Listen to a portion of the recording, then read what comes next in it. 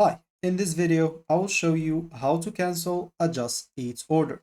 So if you need to cancel your order, first of all, it's best to do it as soon as possible.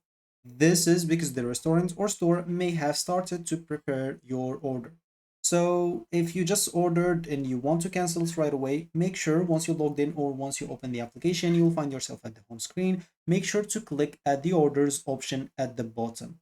So once you click on it, as you can see here, you'll find any order that you've done. You can just click on it and you'll find, can we help with anything? Click on that and you'll be able to cancel your order. You'll find the cancel my order option. And as I said, this should be done as soon as possible. Why? Because if you cancel your order, you may be charged an amount up to the full order value if you didn't cancel early. So it's best to cancel the order as soon as possible to avoid any charges. If you cancel as soon as possible, very quickly, you will not be charged anything. And of course, if you still have your order in your basket, you can click on your baskets at the bottom right. Once you click on it, here you'll find to either continue the order or clear the order, basically delete it. You can just click on clear the order if you still haven't ordered yet.